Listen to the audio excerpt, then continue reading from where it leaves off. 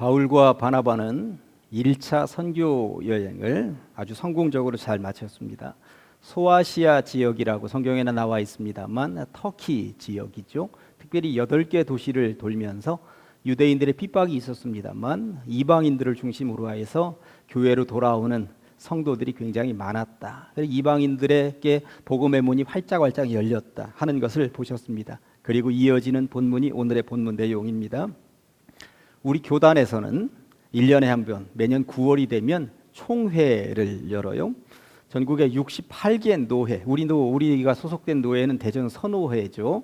68개 노회 1,500명 정도의 총대원들이 모여서 1년 동안 어떤 일들이 되어졌는지, 앞으로 어떤 일을 할 것인지 그러한 것들을 논의하는 총회가 열리죠. 그런 총회의 시초가 오늘 사도행전 15장입니다. 교회 역사에 있어서 첫 번째 총회의 장면은 어떠했는지 여기서 교훈을 얻어보면 우리들이 진행하는 총회나 노회나 당회나 공동회의나 이러한 것들을 거룩하게 잘 진행할 수 있겠구나 하는 생각을 해봅니다. 사실 제가 이 설교 본문하고 제목은 1년 전에 정해놓은 거잖아요. 그런데 오늘 우리는 재직회도 하고 공동의회, 특별히 정관 재정과 관련된 공동의회를 하는데 어쩜 이렇게 타이밍이 딱 맞아 떨어지는지 모르겠다. 오늘 성경을 통해서 회의는 이렇게 하는 것이다 하는 것을 배우고 나면 우리의 공동의회나 재직회나 당회나 모든 회의들이 다 거룩하고 은혜로울 줄로 믿습니다. 배워보도록 하겠습니다. 첫째, 회의는 때로 격렬합니다. 회의는 언제든지 의제가 있게 마련이에요. 우리가 2달에 한 번씩 재직회를 하게 되는데 재직회에도 주된 의제는 지난달 동안 이 재정을 어떻게 사용했는가 이런 내용들을 재직회원들에게 보고하기도 하고 앞으로 일들을 어떻게 전개할 것인지 논의하는 시간입니다. 특별히 오늘 공동의회를 진행하는 이유는 교회 정관이 그동안 제대로 갖추어져 있지 않았는데 정관을 좀 한번 재정해보자라고 하는 이 의제를 가지고 우리가 회의를 하게 되는 것입니다. 어쨌든 모든 회의에는 의제가 있게 마련입니다. 2000년 전 초대교회 최초의 총회 의제는 과연 뭐였을까요? 성경에는 나와 있지 않습니다만 제가 정해보기는 할례 없는 이방인을 성도로 받아들여도 되는가의 문제, 할례 없는 이방인을 성도로 받아들여도 되는가의 문제가 주된 의제였습니다. 그 내용이 1절과 2절에 나와 있습니다만 제가 읽지는 않고 설명을 덧붙여 보면 바나바하고 바울이 1차 선교 여행을 떠나서 터키 지역을 한 바퀴 순회하고 돌아왔습니다. 말씀을 드렸듯이 유대인보다도 할례를 받지 않은 이방인들이 교회로 더 많이 들어왔고 신도가 되었습니다. 1차 선교 여행을 아주 성공적으로 잘 마친 바울과 바나바가 이 안디옥 교회에 와서 조금 쉬고 있을 때였어요. 그런데 생각지도 못했던 일들이 벌어졌습니다. 예루살렘을 중심으로 하여서 있었던 정통 유대인들 중에 일부가 이 안디옥 교회까지 왔다가 이방인들, 특별히 할례 받지 않은 이방인들에게 복음의 문이 열렸다라고 하는 소식을 들으면서 이 딴지를 걸기 시작을 했던 것입니다. 그들의 주장은 구약 시대로부터 정통 유대인들은 태어난 지 8일이 되면 반드시 할례 받도록 되어 있었고 할례를 받아야만 구원받을 수 있는 것인데 왜 바울과 바나바는 이방인 지역에 가서 이방인들을 교회로 전도하면서 할례를 강조하지도 않거니와 할례를 베풀지 않느냐고, 이것은 문제가 있다, 할례 없는 구원은 없다라고 주장을 하기 시작을 했던 것입니다. 근데 바울과 바나바가 아무리 그들을 설득하려고 하고 그들에게 다양한 자료를 제시하면서 그들에게 얘기를 해도 정통 유대인들은 할례 없는 구원은 없다, 이것은 내가 용납할 수 없다, 그렇게 얘기를 했다라고 하는 것입니다. 조선말에, 이 나라 조선말에 서양 문물이 들어오면서 상투를 들고 있었던 사람들이 상투를 잘라가기 시작을 했어요. 그때 선비들 사이에서 어떤 일이 벌어졌습니까? 나 상투 못 자른다, 차라리 내 목을 잘라라, 그랬던 선비가 있었다는 이야기가 있었습니다. 유대인들에게 있어서는 이 조선말의 조선 사람들 선비들의 상투 문제하고 상상도 할 수 없는 더 뚜렷한 의지가 있었는 이게 할례 문제였습니다. 할례 없이 구원이 있다? 이것은 용납할 수 없다. 이게 정통 유대인들이 내세우는 의견이었고, 그리고 이것은 타협할 수 있는 여지가 없다고 그들은 얘기를 하고 있었던 것입니다. 결국 할례 없는 구원과 할례 없이도 가능한 구원의 문제 해결을 위해서 안디옥 교회는 총회를 소집했고요. 이것이 교회 역사상 최초의 총회가 된 것입니다. 상의를 한번 해보자. 장소는 아무래도 사도들이 머물러 있는 예루살렘 교회에서 하는 것이 좋겠다 해서 그쪽으로 모여들게 되었던 것입니다. 어쨌든 총회가 열렸습니다. 바울과 바나바에게 선교 보고를 할 수 있는 시간이 주어졌습니다. 이방인 지역에서 선교 보고를 했고 이방인 사람들이 교회로 들어왔고 그들도 성령을 체험했고 교회에서도 아주 열심히라고 하는 보고를 하게 된 거예요. 그런데 기다렸다는 듯이 유대 정통 신자들이 이렇게 딴지를 걸고 들어왔습니다. 5절입니다. 바리새파 중에 어떤 믿는 사람들이 일어나 말하되 이방인에게 할례를 행하고 모세의 율법을 지키라 이렇게 명하는 것이 마땅한 것이 아니냐. 지금 너희들이 보고했는데 너희들이 보고한 내용에 의하면 복음이 이방인들에게 들어가고 안 들어가고 우리는 그건 모르겠고 복음을 그들이 받아들였고 안 받아들였고 나 이것도 모르겠고 무조건 할례 행해라. 할례 없이 어떻게 구원이 있을 수가 있느냐 하면서 할례 소리를 내뱉고 있었다라고 하는 것입니다. 당시 총회가 열렸던 예루살렘 교회의 분위기가 어느 정도였는지 6절과 7절 말씀을 통해서 살짝 엿볼 수가 있는데 사도와 장로들이 이 일을 의논하러 모였는데 많은 변론이 있었다고 말씀하고 있습니다. 의논하러 모였는데 많은 변론이 있었다. 한두 시간 회의하고 끝인 것이 아니라는 얘기예요. 많은 변론이라는 말은 여러 날 동안 여러 밤을 새우면서 이 문제를 가지고 의견 충돌이 있었다는 이야기인 것입니다. 누군가는 구약 성경을 들이댔을 것이고요. 누군가는 예수님의 어록을 갖다가 들이대면서 할례 없이도 구원이 가능하다고 이야기를 했을 것입니다.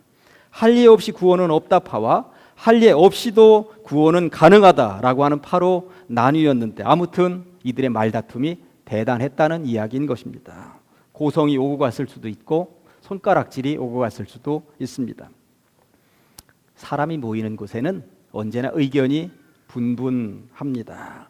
가정에서도 올여름에 휴가를 어디로 갈 것인가 아이들 다르고 어른 다르고 그럴 수 있습니다. 아이들 가운데도 남자아이 다르고 여자아이 다를 수 있습니다. 그것 가지고 싸우다가 여름 휴가 못 가는 가정도 있습니다. 그러니까 가정에서 너댓 명이 모여 있는데도 여름 휴가 문제도 그럴 수 있는데 교회에 사람이 얼마나 많습니까? 이게 자란 배경도 다르고 살아온 삶의 영역도 다 다른 것입니다. 그러니 의견이 얼마나 많겠습니까? 어떻게 해야 할까요?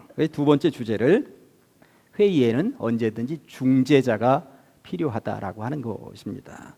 이런 분위기에 베드로가 입을 열었는데 7절 앞부분에 보니까 이렇게 되어 있습니다.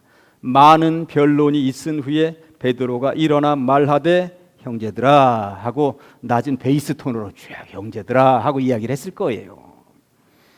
할례 없이 구원은 없다 파와 할례 없이도 구원은 있다 파로 나뉘어서 경로를 벌일 때 베드로는 가만히 듣고 있었다고 하는 것입니다. 얼마나 경론하는지 이쪽 의견 다 들어보고 이쪽 의견 다 들어보고 그래 마음껏 한번 토론해봐라. 가만히 있었다는 것입니다. 그러다가 때가 되었다. 이제는 서로 할 얘기들 다 했는가 보다 하는 때가 되자 베드로가 일어났고 입을 열었고 중재를 했다라고 하는 것입니다. 이후에 베드로가 한 중재의 내용을 요약 정리해 보면 이런 내용입니다. 이제는 새로운 시대가 열렸다고. 예수 그리스도를 통해 열린 새로운 시대에는 할례를 받았느냐 할례를 받지 않았느냐 이것이 중요한 것이 아니라 성령을 받았느냐 성령을 받지 못했느냐 이것이 중요한 것이라고. 할례 없는 이방인들에게도 유대인과 똑같은 분량으로 성령이 임하는 것을 내가 다 보았는데 이제 더 이상 할례 문제 가지고 우리 성도로 받을 것인가 말 것인가 왈가왈부하지 말자. 베드로는 이렇게 말을 했다고 하는 것이죠. 베드로가 일어나서 이렇게 한마디 했더니 12절에 이렇게 말씀이 되어 있습니다. 온 무리가 가만히 있어. 누구 하나 입을 열지 못하다라는 것입니다. 역시 베드로입니다. 중재자 역할을 아주 톡톡히 하고 있구나 하는 것을 알 수가 있는 것이죠. 이런 중재자를 일컬어서 전문적인 용어로 뭐라고 하는지 아십니까? 이런 중재자를 일컬어서 전문적인 용어로 어른이라고 하는 것입니다. 어른이라고. 모름지기 어른은 그런 존재입니다. 의견이 분분할 때 가만히 이쪽 의견도 다 들어보고 저쪽 의견도 다 들어보고 어떤 의견이 하나님 편에서 볼 때 가장 옳은 의견인지 판단하게 되고 그리고 그것을 가지고 제시했을 때 어느 누구도 한마디 하지 못하도록 만드는 역할. 이게 바로 중재자, 이게 바로 어른의 역할이라고 하는 것입니다.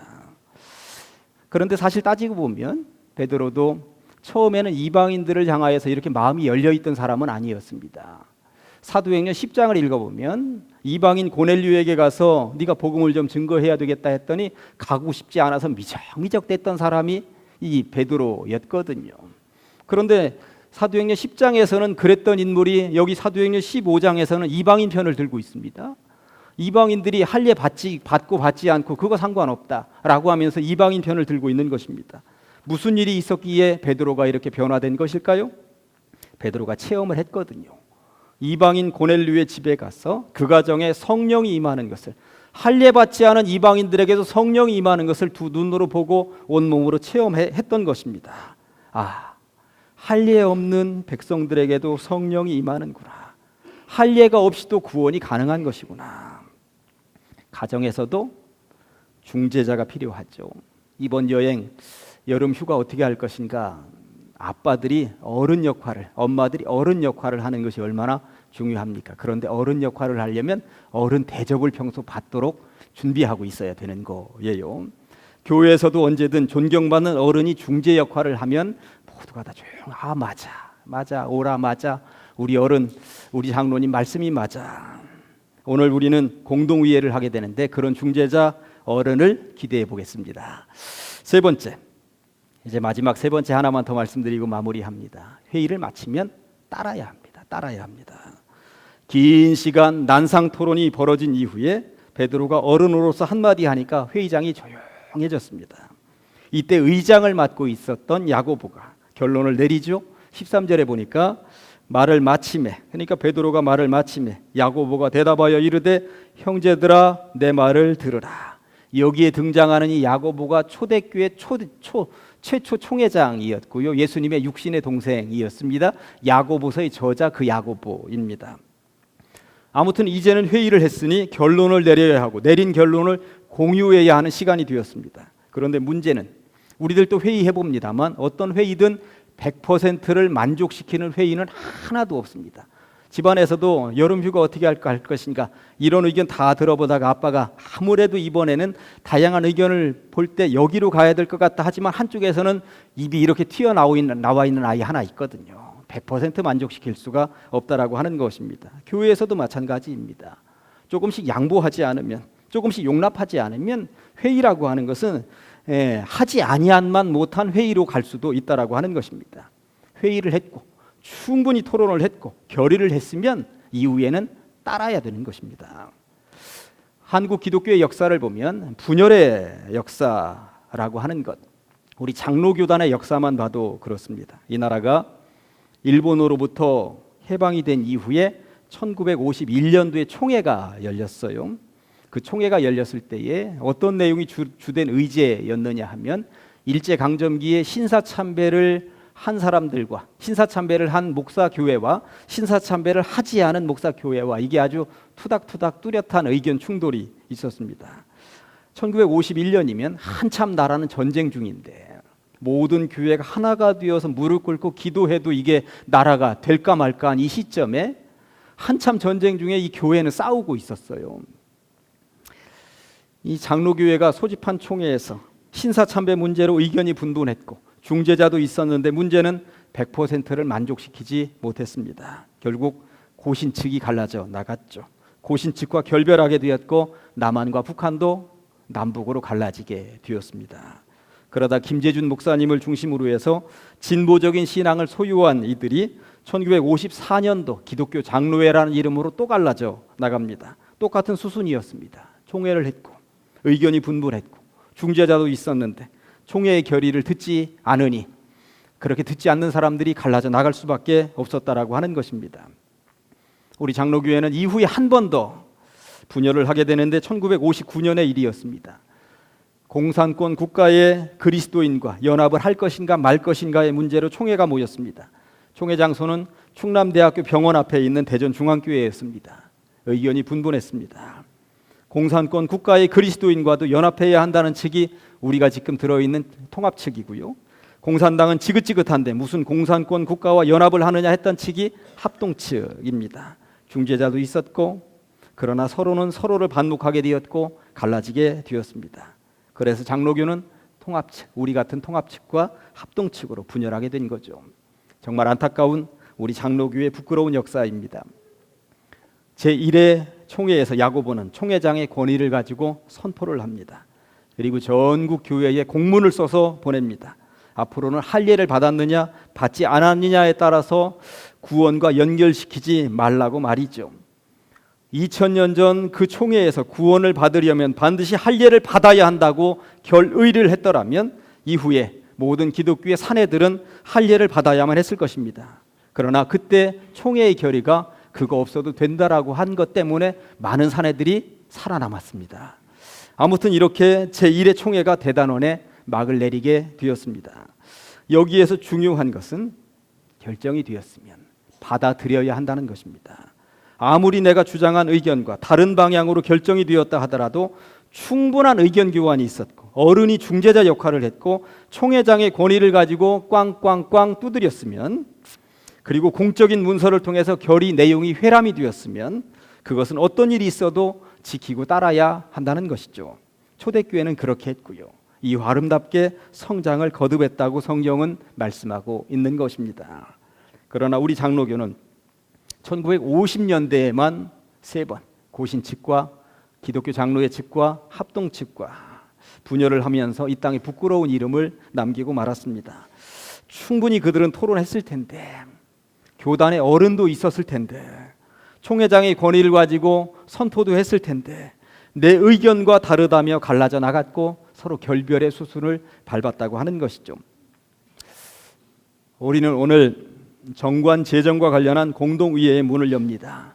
정관 개정이 아니라 정관 재정이라고 그러면 정관과 관련되어서 우리가 첫 번째로 의견을 모아가지고 지금 만들어내는 자리예요. 물론 지난번에 1차적으로 모였습니다만 그때 모이고 나서 이제 정회를 하고 다시 모이는 형태입니다. 어떻게 해야 할까요?